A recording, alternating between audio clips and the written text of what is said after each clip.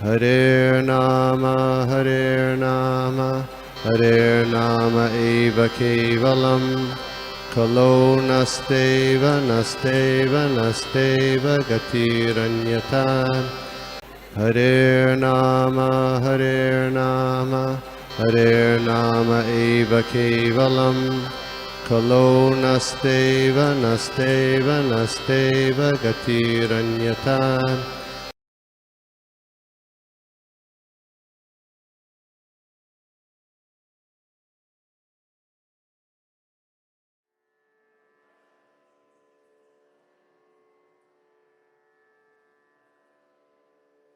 के सभी भक्तों का हार्दिक स्वागत है। तो आज के सुबह के सत्र में हम लोग देख रहे हैं श्रीमद् भागवतम के पहले स्कंद अध्याय नंबर 13, जिसका नाम है धृतराष्ट्र द्वारा गृह त्याग, और उसका देख रहे हैं श्लोका नंबर 2। तो चलिए पहले हम लोग गुरुओं का आशीर्वाद लेते हैं, वैष्णव का आशीर्वाद लेके हम लोग इसको सही एटीट्यूड में, सही मूड में समझने का प्रयास करते हैं। तो प्रणाम शुरू करते हैं। नमो विष्णुपादाय कृष्ण प्रेष्ठाय भूतले श्रीमते भक्ति वेदांत स्वामी नामने नमस्ते सारस्वती देवी गौरवाणी प्रचारिणे निर्विशेष शून्यवादी पाश्चात्य देश तारिणे। जय श्री कृष्ण चैतन्य प्रभु नित्यानंद श्री अद्वैत गदाधर श्रीवासादि गौर भक्त वृंदा। हरे कृष्ण कृष्ण कृष्ण हरे हरे, हरे राम राम राम। ओम नमो भगवते वासुदेवाय, ओम नमो भगवते वासुदेवाय, ओम नमो भगवते वासुदेवाय। नारायणं नमस्कृत्य नरं चैव नरोत्तमं देवीं सरस्वतीं व्यासं ततो जयमुदीरयेत्। नष्टप्रायेषु भद्रेषु नित्यं भागवत सेवया भगवती उत्तम श्लोके भक्तिर्भवति नष्टकी। हरे कृष्णा। तो मैं श्लोक का शेयर करता हूँ, आप लोग भी रिपीट कीजिए। श्लोक पढ़ते हैं। यावतः कृतवान् प्रश्नान्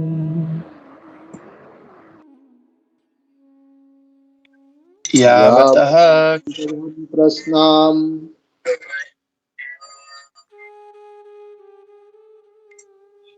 ततः कौशारवाग्रतः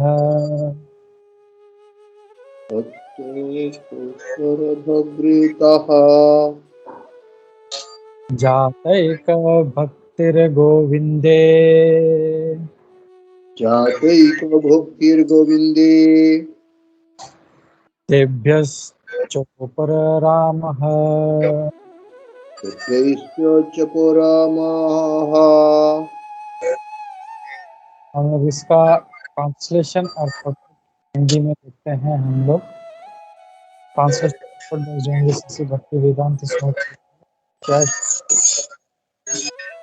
प्रभु आपका साउंड बहुत कम है प्रभु। हरे कृष्ण। एक मिनट।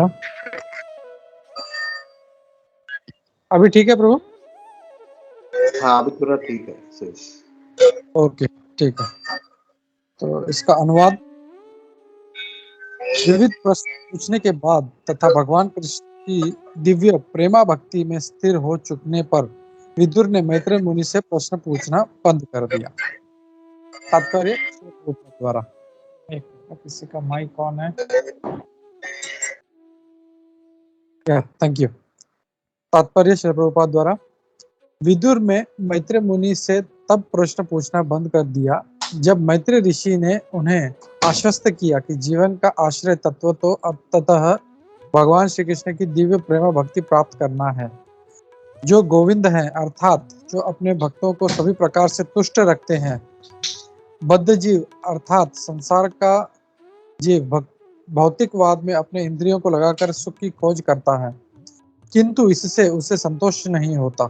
तब वह ज्ञान योग की विधि से तथा बौद्धिक कर्तव्यों से परम सत्य की खोज में जुट जाता है, किंतु यदि उससे अंतिम लक्ष्य नहीं प्राप्त होता तब वह पुनः भौतिक कार्यकलापों में लग जाता है और विविध परोपकारी तथा परमार्थ कार्य करने लगता है, किंतु इन सबसे उसे संतोष नहीं मिल पाता।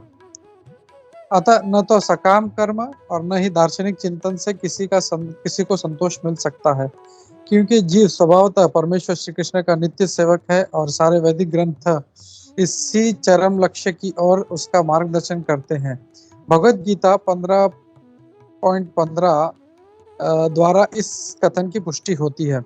विदुर के समान ही जिज्ञासु बौद्धिक जीव को मैत्रेय जैसे प्रामाणिक गुरु के पास पहुंचना चाहिए और बुद्धिपरक जिज्ञासाओं द्वारा कर्म ज्ञान तथा योग के विशेष विषय में प्रत्येक वस्तु को जानने का प्रयास करना चाहिए। जो व्यक्ति अपने गुरु से प्रश्न पूछने के प्रति गंभीरता पूर्वक प्रवृत्त नहीं होता, उसे न तो दिखावटी गुरु करने की आवश्यकता है और न ही ऐसे व्यक्ति को जो अन्यों का गुरु हो ऐसा दिखावा करना चाहिए। यदि वह अपने शिष्य को भगवान श्री कृष्ण के दिव्य प्रेम भक्ति की ओर उन्मुख न कर सके। विदुर मैत्रेय जैसे गुरु के पास पहुंचने में सफल हुए थे और उन्हें जीवन का चरम लक्ष्य गोविंद की भक्ति प्राप्त हो सका। उसे आध्यात्मिक प्रगति के विषय में और कुछ जानना शेष न था। हरे कृष्णा। श्री प्रभुपाद की जय। हरे कृष्णा। तो हम लोग यहाँ पे आज देख रहे हैं आज का श्लोक जो है, हमने कल देखा था कि कल 13वां अध्याय शुरू हुआ था और उसमें विदुर जी का मतलब ये कि कैसे वो विदुर जी जो हैं वो यात्रा पे निकल गए और जब यात्रा पे जब निकले थे तब उन्हें मैत्रेय मुनि मिल गए और मैत्रेय मुनि से उनको अपना गंतव्य स्थान जो था वो पता चला और वो इसमें जो थे अपना जो आध्यात्मिकता में वो एकदम स्थित हो गए थे, उनको सब पता चल गया। तो आज के श्लोक में वो बोल रहे हैं कि उन्होंने जब मैत्रेय मुनि से मिले तब उन्होंने प्रश्न पूछना उन्होंने आरंभ किया, उन्होंने प्रश्न पूछना शुरू किया और उनसे प्रश्न पूछते थे और प्रश्न पूछ के उसका रिजल्ट क्या हो गया कि वो भगवान के भक्ति में रत हो गए और जब वो भक्ति में रत हो गए तो विदुर जी जो हैं तो उनके प्रश्न पूछना उन्होंने बंद कर दिया। तो इसमें हम लोग देखें तो हमें क्या करना चाहिए, मतलब जैसे संबंध अभिधेय और प्रयोजन बोलते हैं तो हमें क्या करना है और गोल क्या है वो बताया गया। तो इसमें हम लोगों को प्रश्न करना चाहिए, प्रश्न पूछना चाहिए अपने गुरु से या ऐसे महात्माओं से, जैसे विदुर जी जो थे वो मैत्रेय मुनि से मिले थे, ऐसे महात्माओं से प्रश्न पूछना चाहिए और प्रश्न पूछ के हमको फिर जो है भक्ति में स्थित हो जाना चाहिए। यहाँ पे तो यहाँ पे आज के श्लोक में कुछ वर्ड जो है वो इम्पोर्टेंट है, मैं जस्ट उसको हाईलाइट करना चाह रहा था। तो पहला था कि सत्ता। तो श्रीमद् भागवत अगर हम लोग देखें तो कई बार विदुर जी को विदुर के बजाय सत्ता इस नाम से बुलाया गया। तो आज मैं थोड़ा सा जरा इंक्विजिटिव था, जिज्ञासु था कि सत्ता का मीनिंग क्या है। तो मैं इसको बहुत ढूंढ रहा था लेकिन मुझे इसका मिला नहीं। लेकिन श्रीमद् भागवतम के 6ठे स्कंद में प्रभुपाद जी इसको बताते हैं। मैं एक मिनट जस्ट शेयर करता हूँ इसको। तो श्रील प्रभुपाद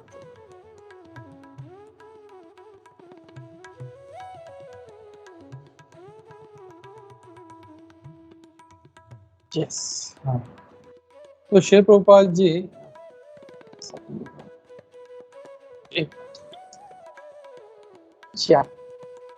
तो श्री प्रभुपाद जी इसका अर्थ बताते हैं कि एक a child begotten by a shudra in the womb of a daughter of a kshatriya is called shatta।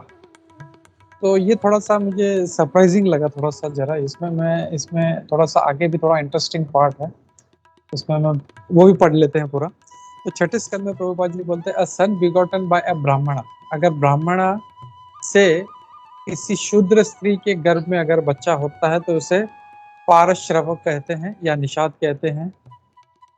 जो निषाद का मतलब जिसका काम ही सिर्फ चोरी करना है, लूटपाट करना होता है। फिर अगर निषाद पुरुष से शूद्र के गर्भ में अगर पुत्र होता है तो उसे पुक्कस कहते हैं। फिर एक क्षत्रिय से अगर किसी शूद्र के घर में अगर बच्चा होता है तो उसे उग्र कहते हैं, और किसी शूद्र से किसी क्षत्रियाणी के घर में अगर बच्चा होता है उसे क्षता कहते हैं। तो ये डेफिनेशन मेरे को थोड़ा सा अजीब लगा, क्योंकि इट इज ट्रू एक्चुअली, लेकिन ये क्या रीजन है मतलब मैं समझ में नहीं पाया, क्योंकि यहाँ पे प्रभुपाद जी कह रहे हैं कि एक शूद्र से एक क्षत्राणी के गर्भ में जो पुत्र होता है उसे क्षता कहते हैं। लेकिन अगर हम लोग एक्चुअल अगर विदुर जी को देखें तो विदुर जी को भागवतम में एक बार नहीं कई बार उनका जो है विदुर से ज्यादा क्षता ये नाम यूज किया है, इसके लिए मैं थोड़ा इंक्विजिटिव था। तो उसमें अगर हम लोग देखें तो विदुर जी एक्चुअली ब्राह्मण के पुत्र थे, मतलब पिता जो थे वो ब्राह्मण थे व्यासदेव जी, और जो माता थी वो शूद्राणी थी। तो माता जो शूद्राणी थी, लेकिन यहाँ पे अगर डेफिनेशन उसका देखें अगर क्षता का, तो इट इज टोटली ऑपोजिट। यहाँ पे कहा गया है शूद्र पिता से क्षत्राणी का, तो माता जो थी वो तो दासी थी, बट आई डोंट नो ये क्या है। तो I am just putting it to you all, हम लोग भी थोड़ा सा इसको हम लोग प्रयास करें, हम लोग इसको ढूंढने का कि कहाँ मतलब क्यों ऐसा कहा गया है विदुर जी को, ये डेफिनेशन जो क्षता का दिया गया है ये क्यों दिया गया है।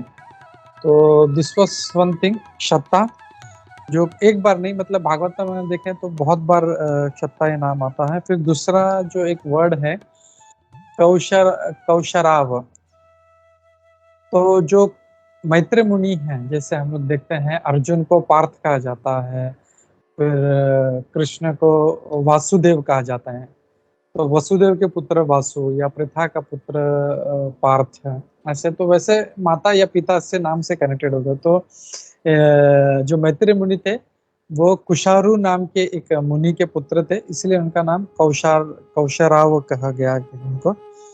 और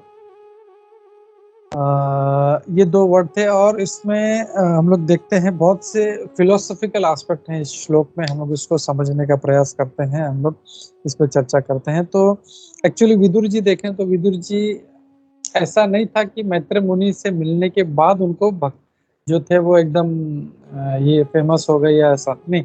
एक्चुअली अगर हम लोग महाभारत देखें तो पहले से विदुर जी जो थे ही वॉज वेरी इंटेलिजेंट, और धर्म के मामले में वो काफी मतलब वो हमेशा रोक टोक करते थे कि दुर्योधन तुम ये सही नहीं कर रहे हो, तुम्हें जो है दूध क्रीड़ा के लिए उनको नहीं बुलाना चाहिए, तुमको जो द्रौपदी के साथ व्यवहार किया वो गलत है। तो मतलब ही यूज्ड टू ऑलवेज ऑब्जेक्ट, वो हमेशा इस बात को जो मतलब धर्म के मामले में काफी वो पारंगत थे। महाराज विदुर जो थे बहुत पारंगत थे, तो धर्म के मामले में उनको पता था। तो वी कैन अंडरस्टैंड कि विदुर महाराज ऐसा नहीं था कि मतलब उनको कुछ पता नहीं था, he was very intellectual person, बहुत इंटेलिजेंट थे, धर्म के बारे में सब पता था। लेकिन जब वो यात्रा पे जब निकले और जब मैत्रेय मुनि से मिले, तब उन्होंने जब प्रश्न पूछना शुरू किया, जब मैत्रेय मुनि ने हम लोग एक्चुअली हम लोग देखें श्रीमद् भागवतम विदुर मैत्रेय संवाद, ये एक बहुत बड़ा सेक्शन है जो बाद में आएगा, तो उसमें भी इनके क्वेश्चन आंसर क्या है, आई थिंक उसमें पूरा डिटेल है उसमें पूरा, तो हम लोग वो बाद में देखेंगे। तो ये प्रश्न उत्तर करने के बाद में उनको जो था भक्ति प्राप्त हो गया उनको। तो वी कैन सी इस हम लोग इसे देख सकते हैं कि धर्म, जस्ट धर्म को जानना एक बात है, धर्म के हिसाब से काम करना चाहिए, लेकिन उससे भी बड़ा जो है वो भगवान का भक्ति है, वो धर्म के ऊपर है, जो हम लोग देखते हैं विदुर जी को प्राप्त हुआ। और यहाँ पे कहा गया है कि जब वो प्राप्त हो गया तो उन्होंने फिर प्रश्न पूछना बंद कर दिया। तो यहाँ पे जो है लोग एक और एस्पेक्ट सीख सकते हैं कि जो क्वेश्चंस जो हैं, जैसे इसमें क्या प्रश्नान, ये भी एक जो वर्ड है प्रश्नान की, हमको प्रश्न करने चाहिए हम लोगों को, लेकिन प्रश्न कैसे करने चाहिए हम लोगों को, स्पिरिचुअल प्रश्न पूछने चाहिए, भौतिक प्रश्न नहीं। जब अपने गुरु होते हैं या स्पिरिचुअल मास्टर होते हैं या कोई भी महात्मा है हम लोगों को, या कोई भक्त है, तो उनसे हम लोग को स्पिरिचुअल क्वेश्चंस पूछना चाहिए कि जिससे हमारा भगवान का जो प्रति जो भक्ति है हमारा वो बढ़े, भगवान के प्रति श्रद्धा है वो बढ़े, भगवान के प्रति विश्वास है। जब हम लोग सुनते हैं गजेंद्र का लीला सुनते हैं कि कैसे भगवान ने गजेंद्र को बचाया, कैसे भगवान ने द्रौपदी को बचाया, कैसे नरसिंह रूप लेके भगवान खास प्रहलाद महाराज के लिए आए, तो वो विश्वास बढ़ता है हाँ, कि मैं ये असुरों के बीच में भी रहूंगा, अगर मेरा श्रद्धा अगर मतलब है भगवान पे, तो भगवान मेरा अवश्य रक्षा करेंगे। अवश्य रक्षी पे कृष्णा। तो ये जो एक तत्व है वो बढ़ाने के लिए हम लोग को प्रश्न पूछना चाहिए। तो ये सब जो है हम लोग को दिस ऑल इनकलकेट्स इनटू कि हम लोगों को कैसे जो है प्रश्न पूछने चाहिए। और इसमें हम लोग देखते हैं कि 4th चैप्टर में श्लोका नंबर 34 में भी कहा गया है कि परिप्रश्नेन सेवया, मतलब जो है सिर्फ ऐसा नहीं हम लोग गए सत्संग में ऐसा बैठ गए कुछ सुना यहाँ से सुना यहाँ से निकाल दिया, नहीं। हम लोग सत्संग में जब जाते हैं या गुरु के पास जाते हैं तो हमको प्रश्न पूछना चाहिए। प्रश्न पूछने के लिए पहले वो टॉपिक समझना पड़ेगा। वो टॉपिक समझने के लिए ध्यान से इंक्विजिटिवली एकदम मतलब क्या बोल रहे हैं एकदम एकदम ईगरली सुनना चाहिए हम लोग, तो हम लोग को समझ में आएगा। और जब समझेंगे तो हम लोग प्रश्न पूछ पाएंगे।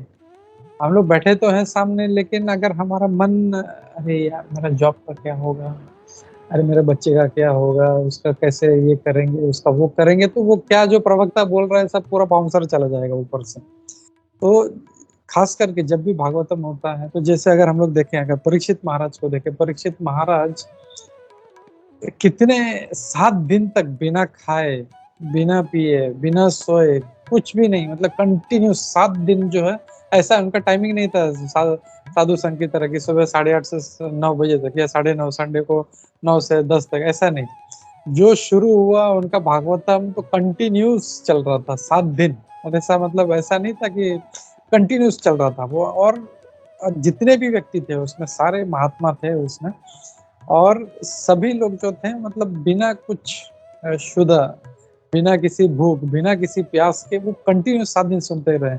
हम लोग तो थोड़ा सा 15 मिनट बोलते हैं तो अरे थोड़ा सा पानी इधर चाहिए, मेरे को पानी पीना है, या ध्यान ध्यान जो हमारा भटक मिलता है, ऐसा नहीं। We should be very very very sincere in listening.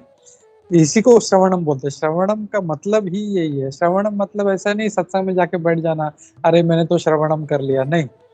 अगर श्रवणम किया है तो immediately we should be able to repeat मैंने क्या सुना था। जैसे हम लोग देखे चैतन्य महाप्रभु भी जो थे, मतलब वो तो भगवान है, साक्षात भगवान कृष्ण है। तो लेकिन जब उन्होंने केशव भारती से वो 100 जो गंगा का स्तुति था, वो उन्होंने बीच में कुछ नहीं बोला, वो पूरा सुनते रहे। लेकिन तुरंत जैसे ही खत्म हो गया, मतलब वो इतना बड़ा मतलब दिग्विजय था, वो हराने आया था, वो सबको हराते हुए चल रहा। तुरंत चैतन्य महाप्रभु थे श्लोका नंबर 20 में सेकंड वाले लाइन में सेकंड जो अक्षर था तुम्हारा वो गलत था। फिर श्लोका नंबर 34 में तुमने जो 4th लाइन में जो तुमने ये वर्ड यूज किया उसका मीनिंग गलत है। तो मतलब हाउ अटेंटिव, मतलब जो है अटेंशन जो है हमारा श्रवणम के टाइम पे कितना इंपॉर्टेंस रखता है। And that is only called Shravanam. Shravanam का मतलब ही वो ये है कि हम लोग उसको सुने, हम लोग एकदम ध्यान से सुने। और जब श्रवणम करेंगे तो प्रश्न पूछेंगे, प्रश्न आएगा। हम लोग जो सुना ही नहीं है तो प्रश्न कहाँ से आएगा। तो सबसे पहला जो हमारा भक्ति का जो स्टेप है, हम लोग का अभी पिछले कई दिनों से देख रहे हैं हम लोग इवनिंग सेशन में, कि हमारा जो फर्स्ट स्टेप है वो है श्रवणम। तो जब हम लोग फर्स्ट स्टेप पे ही हम लोग अगर आगे नहीं बढ़ पा रहे हैं, हम लोग श्रवणम नहीं कर पा रहे, तो आगे कैसे होगा। तो इसके लिए we have to do very important Shravanam. Shravanam के बाद हमको कीर्तन करना चाहिए, उसको दूसरों को बताना चाहिए, अपने बच्चों को बताना चाहिए। अगर किसी को इंटरेस्ट है तो उनको बताना चाहिए। और ये फिर धीरे धीरे जो स्टेप है हम लोग उसको जो है हम लोग जितने नवविधा भक्ति के जो अलग अलग मार्ग हैं उसको हम लोग कर पाएंगे हम लोग।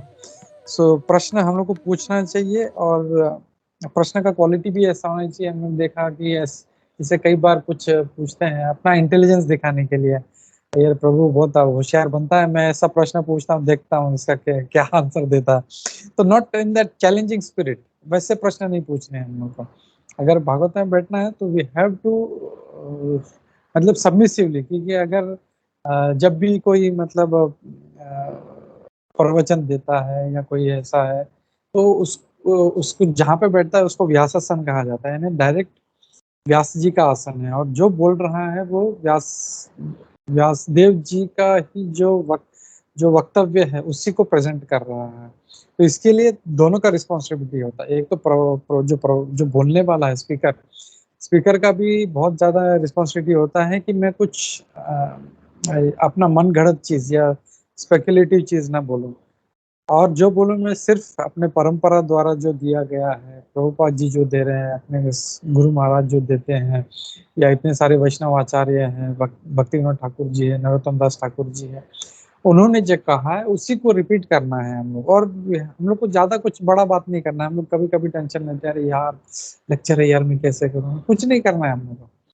जस्ट तोता कैसे होता है, तोता क्या करता है, वो हमसे हरे कृष्ण महामंत्र सुनता है, फिर वो भी हरे कृष्ण महामंत्र सुनता है, हम लोग सीटी मारते हैं, वो भी सीटी मारता है, बस। तो हमारे जो प्रभुपाद जी ने इतना कुछ दिया हुआ है, वो अगर श्रवण किया है तो ही हम लोग कुछ बोल पाएंगे। हमने श्रवण किया ही नहीं है उनका, तो हम कैसे बोल पाएंगे। तो क्वेश्चंस भी सबमिसिव होने चाहिए, सबमिसिवनेस होना चाहिए, क्वेश्चंस भी इंटेलिजेंट होना चाहिए। जैसे मैं अपने ग्रुप में सरोदय प्रभु है, मैं बहुत उनको अप्रिशिएट करता हूँ, क्योंकि उनका प्रश्न न सिर्फ फिलोसॉफिकल होता है, लेकिन वो सबको, ग्रुप में जितने लोग हैं वो सभी के लिए जो है, मतलब इट इज वेरी बेनिफिशियल, सभी के लिए बेनिफिशियल होते हैं। इसके लिए कुंजेश्वरी ने उसका नाम हमारा ग्रुप का शौनक मुनि रखा है उसका। सो वैसे प्रश्न होने चाहिए अपने कि मतलब हमारा भी फायदा हो, बोलने वाले का भी फायदा हो, और सुनने वाले का भी फायदा हो। So that is one thing. और और फिर इसमें प्रभुपाद जी कहते हैं कि उनको गोविंद के प्रति भक्ति प्राप्त हो गई। तो जब प्रश्न पूछा, तो प्रश्न पूछने का जो जो एंड रिजल्ट है, जब हम लोग, जैसे हम लोग एग्जांपल लेते हैं, कोई जिम जा रहा है, तो उसके शरीर पे दिखना चाहिए ना, उसका एंड रिजल्ट कुछ तो होना चाहिए। तो वैसे ही अगर प्रश्न पूछ रहे हैं, तो वो प्रश्न का जो है एंड रिजल्ट ये है कि प्रश्न पूछकर हमारा भक्ति का वृद्धि होना चाहिए। और यही महाराज विदुर के साथ हुआ।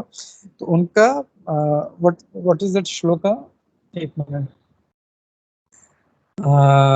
यावतः कृतवान प्रश्नान शत्ता कौशरावाग्रतः जातैक भक्तिर गोविंदे। मतलब उनके गोविंद के प्रति उनकी भक्ति जागृत हो गई, और उसके बाद उन्होंने प्रश्न पूछना बंद कर दिया। बोला कि अब तो मतलब भक्ति प्राप्त हो गई है, तो अब मुझे प्रश्न पूछने हैं। तो अगर जो भी एफर्ट्स है हमारा भक्ति में, जो भी एफर्ट, चाहे जो भी हो, हम लोग प्रवचन करते हो, कीर्तन करते हो, भोगा वो लगाते हो भगवान को, प्रसाद जो है भोगा बनाते हैं भगवान के लिए, एवरीथिंग, चाहे जो भी है, श्रवणम कीर्तनम स्वर्णम पाद सेवनम अर्चनम वंदनम दास्यम साख्यम, जो भी है, या जो भी नव विधा है हम लोग जो कर रहे हैं, श्रवणम कीर्तनम, सब कुछ जो है वो हम लोगों को, उसका जो रिजल्ट है वो होना चाहिए कि भगवान के प्रति हमारा भक्ति जो है वो जागृत होना चाहिए। अगर हम लोग कुछ कर रहे हैं और वो नहीं हो रहा है, तो वी शुड रियलाइज कि देयर इज सम फॉल्ट, मेरे मेरे जो प्रोसेस उसमें कुछ फॉल्ट है, कहीं पे मैं गलत कर रहा हूँ, तो उसको आइडेंटिफाई करना चाहिए। और जो दूसरा, या तो फिर दूसरा कोई तरीका है विच इज इजीली हमारे जो है, माना जैसे किसी किसी को कीर्तन सुनना बहुत अच्छा लगता है, उसको प्रवचन अच्छा नहीं लगता, उसको उसको प्रसाद में भी इतना आनंद नहीं आता, तो उसको कीर्तन सुनना अच्छा लगता है, तो जाओ कीर्तन सुनो और उसमें अपना भक्ति भक्ति जो है उसको बढ़ाओ। किसी किसी को जो है कीर्तन भी पसंद नहीं है, लेक्चर भी पसंद नहीं है, कुछ पसंद नहीं है, उसको सिर्फ प्रसाद अच्छा लगता है, ठीक है। तो उस मतलब किसी ने हमको आइडेंटिफाई करना कि मुझे फायदेमंद क्या है, मेरा किससे जो है मेरा मन जो है भगवान में लग रहा है, किससे में जो है मैं मोटिवेट हो रहा हूँ, तो वो आइडेंटिफाई करके उस प्रोसेस में हम लोग को घुस जाना चाहिए पूरा, and we have to take that seriously. And slowly slowly फिर दूसरे भी जो रास्ते हैं जो भगवान ने दिए हैं नवविधा भक्ति के, वो एक एक हम लोग को लेते रहना चाहिए, वो है। और फिर बाद में यहाँ पे प्रभुपाद जी बोलते हैं गोविंद रति। तो यहाँ पे गोविंद का भी जो मतलब है, यहाँ पे हम लोग सभी लोग जानते हैं, सभी जो है बहुत अच्छा फिलोसोफर्स हैं हमारे ग्रुप में। तो गोविंद का मतलब है हमको आनंद प्राप्त करना। गोविंद मतलब विंद यानी जो देता है, और गो यानी एक तो होती है गाय, और दूसरे होते हैं हमारे इंद्रियां। तो हमारे इंद्रियों को जो आनंद देता है, तो जब भक्ति प्राप्त करते हैं तो क्या होता है, हमारे इंद्रियों को जो है आनंद प्राप्त होता है। हमारे इंद्रियों को आनंद भी एक मतलब एक तुच्छ है, लेकिन जैसे Prabhupada ji English word use करते हैं ट्रांसेंडेंटल ब्लिस, वो प्राप्त होता है जो हमको किसी इंद्र तृप्ति में प्राप्त नहीं होता। इसीलिए प्रभुपाद जी यहाँ पे तात्पर्य में कहते हैं कि ये जो है आनंदमय अभ्यास। प्रभुपाद जी कई बार इसको कोट करते हैं, श्लोकम वेदों में आता है आनंदमय अभ्यास। ये हमारा नेचर है, कोई भी दुखी नहीं होना चाहता, हर कोई आनंद प्राप्त करना चाहता है, हर जीव। लेकिन वो आनंद कहाँ प्राप्त होगा उसको पता नहीं है वो, तो इसके लिए वो क्या करता है, वो इंद्रिय तृप्ति करना चाहता है या गलत दिशा में जाता है।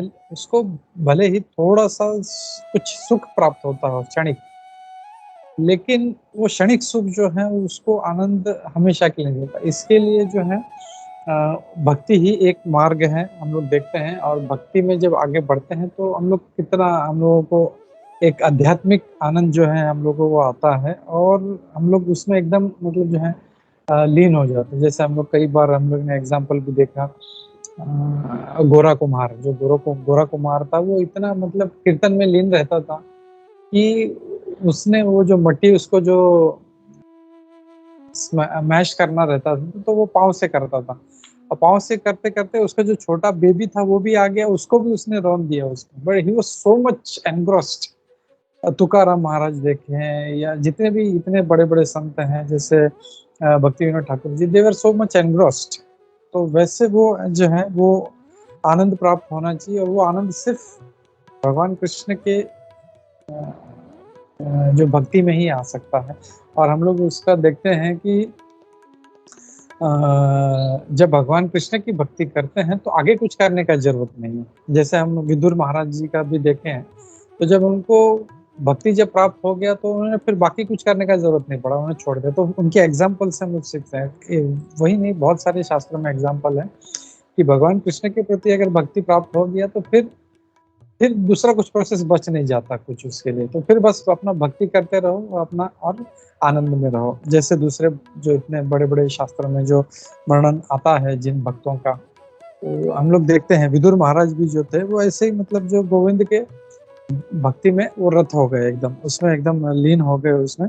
और प्रभुपाद जी बोलते हैं कि बाकी दूसरा कोई भी जो प्रोसेस है, चाहे वो फ्रूटिव एक्टिविटी यानी कर्मकांड हो या फिलोसफिकल स्पेकुलेशन हो, वो कुछ भी काम नहीं आता। वो उसमें थोड़ा सा, जैसे कोई है, कोई गरीब आया बेचारे, उसको मतलब वो भीख मांग रहा है, उसको खाना खिला दिया तो उसको जो एक कनिष्ठ होता है उसको आनंद आता है, अरे देखो मैंने उसको खाना खिला दिया। तो एक प्रकार से उसको भी संतुष्टि मिलता है कि मैंने कुछ काम किया मैंने भगवान के लिए, किसी एक दूसरे जो जीव है उसको खाना खिला दिया, वो भी एक आनंद है। लेकिन वो भी उसको मतलब उस स्तर पे ज्यादा टाइम वो नहीं रहता। वो उसको कर्मकांड जो है उसको पुण्य देता है, और पुण्य भोगने के लिए वो फिर से आता है, और जब पुण्य का जब अच्छा फल भोगता है तब उसका हो सकता है कि और नीचे पतन हो जाए।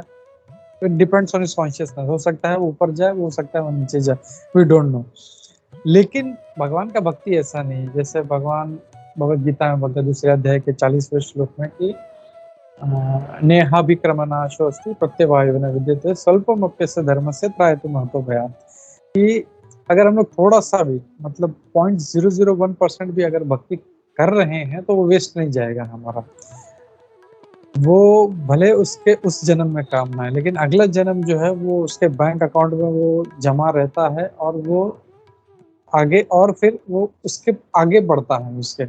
लेकिन दूसरा जो भी है, उसने खाना खिला दिया, उसने बैंक में पैसा जमा कर लिया या कुछ भी पुण्य का काम कर लिया, तो वो खत्म हो गया, तो अकाउंट क्लोज हो जाता है उसका कि हाँ ठीक है अब कुछ नहीं, अब नया अकाउंट शुरू। लेकिन भक्ति में ऐसा नहीं है। भक्ति में will keep on increasing daily daily daily daily जो है हम लोग भक्ति में आगे बढ़ते रहेंगे। और जैसे प्रभुपाद जी बोलते हैं कि भगवान का अगर भक्ति कर लिया तो फिर आगे कुछ करने का जरूरत नहीं। तो इसके लिए प्रभुपाद जी 15वें अध्याय का 15वां श्लोक बोलते हैं, इसमें कोट कर रहे हैं कि व्हाट इज दैट श्लोका 15:15 वेदेश्च सर्वैः अहमेव वेद्यो वेदांत कृत वेद विदेव चाहम। तो वेदों में से जो समझना है, वेद अगर हम लोग कोई भी शास्त्र पढ़ रहे हैं, भले वेद हो या कुछ भी हो, तो उसमें से भगवान कृष्ण को समझना है, और भगवान कृष्ण को अगर समझ लिया तो दैट्स द एंड, वो गोल है हमारा, भगवान को उनको समझना है। और ये आई थिंक हम ही सभी लोग जानते हैं, हम लोग ये जो है भगवान को समझना है, हम लोगों ने कई बार सुना है, लेकिन are we engaging into that full जो मूड में होना चाहिए हम लोगों को, क्या वो हम लोग कर पा रहे, नहीं कर पा रहे? क्यों? क्योंकि हमारा जो आसक्ति है, हमारा जो अनर्थ है, वो हम लोगों को चेन से बांध के रखते हैं, हम लोग को आगे बढ़ने नहीं देते भक्ति में। जैसे प्रभुपाद जी बहुत अच्छा एक उदाहरण देते हैं कि एक मैरिज पार्टी था, जो उनका शाम को विवाह हुआ और वो रात को उस नदी के तट पे पहुंचे और बोल रहे थे कि हम लोग को ले चलो। तो सबको बोट जो बोट वाला था, सबको बिठाया, रात भर वो चप्पू चलाता रहा। और जब सुबह जब सूरज आया तो देखे वो वहीं के तट पे वहीं के वहीं है, 1 इंच भी वो इधर से हिले नहीं थे। तो सारे परेशान, अरे क्या हो गया, क्यों ऐसा हो गया? रात भर तो तुम इतना चला रहे हो। बेचारा चप्पू भी जो चला चला के थक गया था। तो जब देखा कि उसने जो एंकर था, उसका जो लंगर होता है, वो लंगर निकाला ही नहीं था। तो हम लोग भी ऐसे ही, मतलब जो है जो गधा मजदूरी बोल सकते हैं, हम लोग कर रहे हैं। हम लोग जो है, तो जो आसक्ति का जो लंगर हमारा नीचे पड़ा है, तो उसको निकाला ही नहीं है हम लोग, और भक्ति में बहुत प्रयास कर रहे हैं हम लोग।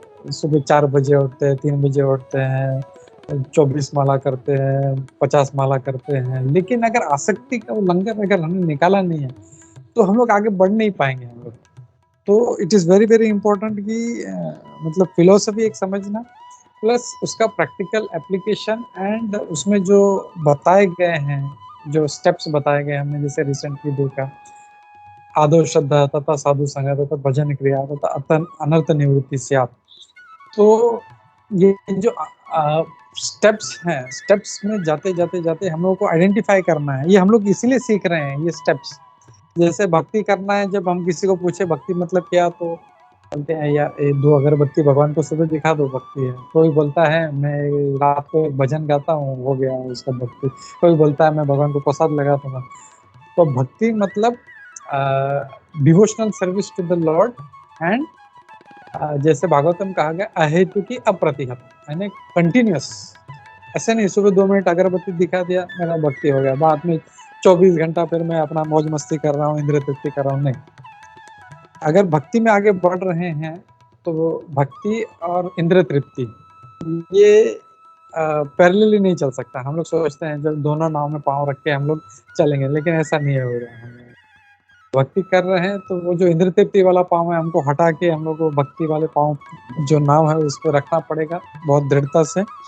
और ये सब जो स्टेप्स हैं, स्टेप्स को समझना है, और मैं कहाँ पे पहुंचा हूँ और कहाँ पे अटका हूँ। मुझे मेरा जो है, हमेशा हम लोग जिससे बोलते खुद को, हम लोग को इवेल्युएट करना है। एकादशी टू एकादशी, जैसे भक्ति विश्वनाथ माधवराव महाराज बोलते हैं, एकादशी टू एकादशी हम लोग को खुद को इवेल्युएट करना है। अब मेरा जो ग्राफ है ऊपर जा रहा है या नीचे जा रहा है, वो मुझे चेक करना है। अगर पिछले एकादशी से अब की एकादशी में मेरा जो श्रवणम था, पहले 2 घंटा होता था, अब 1 घंटा हो रहा है, तो वी शुड अंडरस्टैंड कहीं पे मैं अटक रहा हूँ। बढ़ गया है तो अच्छी बात है, it should keep on increasing. और कल भी जैसे उद्धव प्रश्न ने बोला कि पावर ऑफ कंपाउंडिंग, तो धीरे धीरे करो। मतलब ऐसा नहीं है कि सडनली हम लोग को, मतलब एकदम ऐसा जंप मारना है हम लोग को ऊंचा, नहीं, भले स्लोली करो, लेकिन ग्राफ जो है थोड़ा सा तो ऊपर जाना चाहिए हमारा, नीचे नहीं जाना चाहिए। हम लोग को थोड़ा सा प्रोग्रेस होना चाहिए। और ऐसा भी नहीं है कि जो कई सालों से है उनका ग्राफ जो है थोड़ा थोड़ा, नहीं, अगर आप इतने सालों से हैं तो वो जो है ग्राफ का जो एंगल है वो भी फिर हाई होना चाहिए। मतलब ऐसा नहीं होना चाहिए, ऐसा होना चाहिए। तो जितने नंबर ऑफ ईयर्स हैं, दैट जो एफर्ट्स हैं वो ज़्यादा होना चाहिए, तब हम लोग को फिर वो रिजल्ट भी दिखाई देगा। जैसे यहाँ पे हम लोग महाराज विदुर जी के इसमें देख रहे हैं हम लोग कि उनको गोविंद का भक्ति प्राप्त हो गया, और फिर उन्हें सब जो था प्रश्न पूछना छोड़ दिया हम लोगों ने। तो वो हम लोगों को एक इसमें से देखना चाहिए। और हाँ, इसमें और एक इम्पोर्टेंट पॉइंट जो प्रभुपाद जी इसमें बोलते हैं कि प्रश्न पूछना है तो जस्ट जो हम लोग बोलते हैं ना, शो बॉटल स्पिरिचुअल मास्टर नहीं होना चाहिए। ऐसा नहीं कि गुरु कर लिया अपना और हम लोग कुछ लेना देना नहीं है, बस प्रश्न पूछ ही नहीं रहे हैं हम लोग को, हमको मतलब भक्ति में क्या करना है, बस हमने इनिशिएशन ले लिया, हमारा काम हो गया, अब गुरु का काम है। जैसे राधा गोविंद महाराज बोलते हैं कि एक भक्त से पूछा कि क्या तुम माला करते हो, तो बोला मैंने गुरु कर लिया। बोला क्या तुम सुबह जल्दी उठते हो, बोलते नहीं मैंने गुरु कर लिया। तो मंगला आरती करते, मैं अरे बाबा मैं तुमसे पूछ रहा हूँ तो भक्ति कर रहे हो कि नहीं। बोलता अच्छा ये भी करना पड़ेगा। बोला क्यों? बोलता वो तो करना पड़ेगा। बोला नहीं मैंने तो गुरु कर लिया ना। दैट मीन्स एक जो मूर्ख व्यक्ति होता है वो ये सोचता है कि मैंने इनिशिएशन हो गया तो मेरा काम हो गया, अब जो है गुरु करेगा। नहीं, इसका प्रभुपाद ने बहुत अच्छा नाम दिया है, इनिशिएशन। यानी इनिशिएट हो रहे हैं हम लोग, वहां से हमारा भक्ति जो है स्टार्ट हो रहा है। And we are the power house, हम लोगों को उसमें पावर लगाना है। गुरु को हमको सपोर्ट नहीं करना है, हमको गुरु को सपोर्ट करना है। हम सपोर्ट यानी सेवा करना है, हम लोगों को उनका सेवा करना है। ये नहीं सोचना है हमेशा गुरु मुझे तारेंगे, गुरु मुझे नहीं, हम गुरु की कैसे सेवा करेंगे हमको वो देखना। We have to be so powerful. जो हम लोग को एक जब भी गुरु अपना नाम ले तो बोले कि हाँ, जैसे प्रभुपाद जी हमेशा उनके एक बहुत अच्छे बोलते हैं ना क्या, एक डिसाइपल थे कर्णधार प्रभु जो थे, और तमाल कृष्ण महाराज, वो बोलते थे ये मेरे कैप्टन है, तो वी शुड सपोर्ट। जैसे हम लोग देखें गौरांग प्रभु है, राधे श्याम प्रभु है, तो कितना गर्व से राधानाथ महाराज है, जितने भी डिसाइपल हैं कितने गर्व से नाम लेते कि इनकी वजह से मुझे एक ऐसा मतलब जो और हेल्प मिल रहा है। लेकिन क्या होता है कभी कभी हम we become a burden to guru कि यार इसका उद्धार करना है।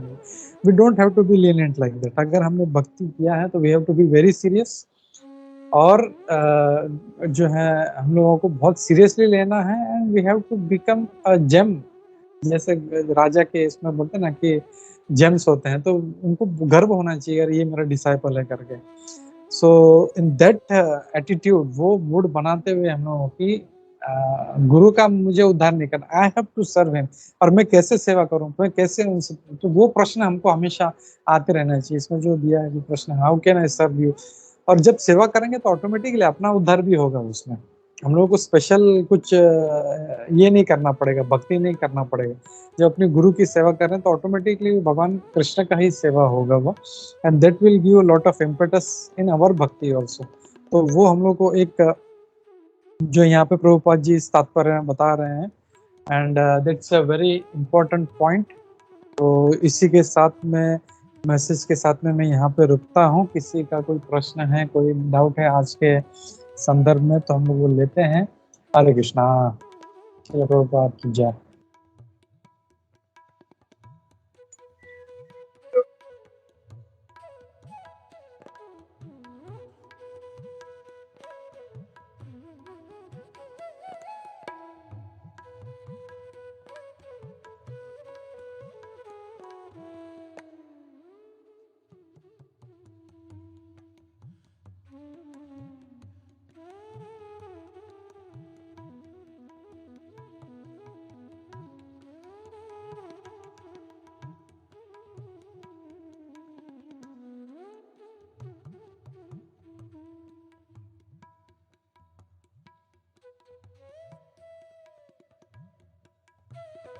हरे कृष्णा, यह सानिका माता जी।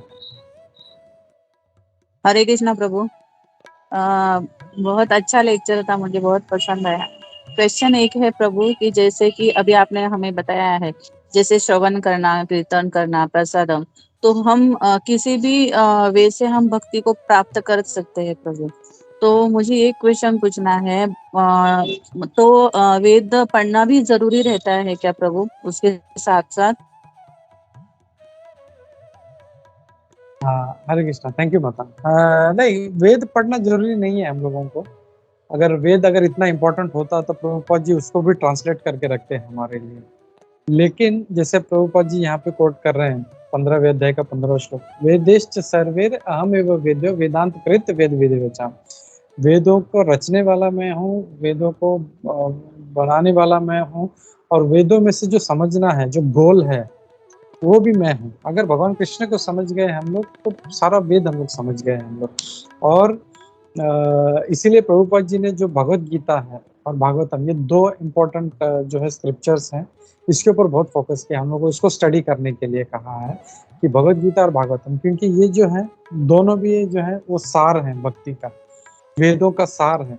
जैसे हम लोग माता लोगों को ज्यादा पता है कि जो है दूध का जो सार होता है वो क्रीम होता है, जो एसेंस होता है वो, तो वो अगर मिल गया तो दूध का भी जो है सारा जो बेनिफिट हम लोग को ऑटोमेटिकली मिल गया। तो वैसे ही अगर भगवत गीता और श्रीमद् भागवतम हम लोग अगर अच्छे से पढ़ते हैं और पढ़ के उसको अच्छे से समझते हैं तो फिर ऑटोमेटिकली जो है हम लोग भगवत सारे वेदों का जो सार हम लोग जो है मतलब पढ़ लिया। जिसके लिए मेरे को बहुत अच्छा एक पास्ट टाइम याद आ गया, जहाँ पे प्रभुपाद जी जो थे इसी के बारे में बता रहे थे कि हम लोगों को जो है मतलब समझना चाहिए अच्छे से, और शास्त्र पढ़ना चाहिए, अच्छे से प्रचार करना चाहिए। तो किसी ने पूछा कि ऐसे ही आई थिंक वेद पढ़ना चाहिए या क्या, तो उन्होंने बोला कि उसका जरूरत नहीं है। और तब वहाँ पे एक छोटी सी लड़की थी, वहाँ पे सरस्वती, आई थिंक 3 साल की थी, 3 या 5 साल की थी। उसको बुला के पूछा हु इज कृष्णा, तो तुरंत बोली Krishna is supreme personality of God head. बोला देखो ये है वेदों का सार, इसको वेद पढ़ने का जरूरत नहीं है, लेकिन वेदों का सार जो है वो समझ गई है कि भगवान Krishna is the supreme, Krishna पूर्ण पुरुषोत्तम भगवान है। बस ये अगर समझ गए हम लोग तो हम लोग ऑटोमेटिकली सारा वेदों का ज्ञान मिल गया हम लोग को, और ये लड़की जो है ये प्रचार कर सकती है। तो वैसे ही हम लोग को उसको समझना है, और समझ के हम लोग को अपने जीवन में उसको अप्लाई करना है कि भगवान कृष्ण सब कुछ है और उनके लिए अपना जीवन अर्पण करना है हम लोगों को। हरे कृष्णा। हरे कृष्णा प्रभु, थैंक यू प्रभु। तो जैसे कि हमें भागवतम, भगवत गीता, उसके साथ में कीर्तन श्रवण ये भी करना है प्रभु, है ना? यस माता जी, भागवतम जो है ये एक बोलेंगे हमारा टूल है भगवान को समझने का, और जो श्रवणम कीर्तनम है ये प्रोसेस है, मतलब क्या करना है। आप श्रीमद् भगवद गीता भागवतम का श्रवण भी कर सकते हो, कीर्तन भी कर सकते हो, स्मरण भी कर सकते हो। तो ये अलग अलग जो है प्रोसेस है, श्रवणम कीर्तनम विष्णु, स्मरणम पाद सेवनम, अर्चनम वंदनम दास्यम साख्यम आत्म निवेदनम। तो जो लास्ट वाला है आत्मा निवेदन, अपने आप को पूर्ण तरह से भगवान के ऊपर समर्पित कर देना, या दास्यम है, दास्य भाव में हम उनकी सेवा करना, साख्यम है, साख्य भाव में सेवा करना।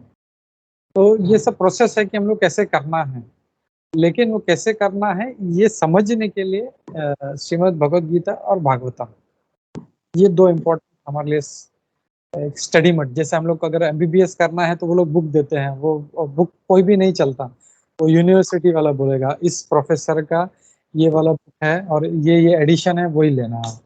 तो वो लेके ही, अगर कोई दूसरा बोले नहीं नहीं मेरे पास तो ये बुक है, मैं उसको पढ़ के डॉक्टर बनूंगा, तो यूनिवर्सिटी उसको फेल कर देगी, वैसे नहीं। तो वैसे ही श्रीमद् भगवद गीता और भागवतम जो है ये हमारे लिए स्टडी मटेरियल है। इसको पढ़ के हम लोग भक्ति क्या है, किसके प्रति करना है, कैसे करना है, ये हम लोग समझ पाएंगे। ये भी जो हम लोग बोल रहे हैं आज, ये भी हम लोग को ये बुक पढ़ के ही हम लोग समझे हैं हम लोग। श्रवणम कीर्तनम विष्णु, ये सब जो है प्रभुपाद जी ने दिया है भगवद गीता में, भागवतम में, एक बार नहीं कई बार, वो हम लोग बोल बोल के हम लोग को वो रास्ता जो है हम लोग समझ गए हैं। तो प्रभुपाद जी का बुक्स बहुत इंपॉर्टेंट है हमारे लिए, उसको हम लोग हमेशा स्टडी, प्रभुपाद जी हमेशा बोलते थे कि उसको study my books, study my books. और जैसे मैं हमेशा बोलता हूँ स्टडी करना है, और प्रभुपाद जी एक बार बोलते भी हैं कि स्टडी माय बुक्स स्क्रूटिनाइजिंगली, खाली ऐसे ऊपर ऊपर नहीं, एक एक वर्ड को समझना है मुझे, प्रभुपाद जी ये वर्ड बोल रहे हैं तो क्यों बोल रहे हैं। हरे कृष्णा। हरे कृष्णा प्रभु, थैंक यू प्रभु। हरे कृष्णा। हरे कृष्णा, थैंक यू माता।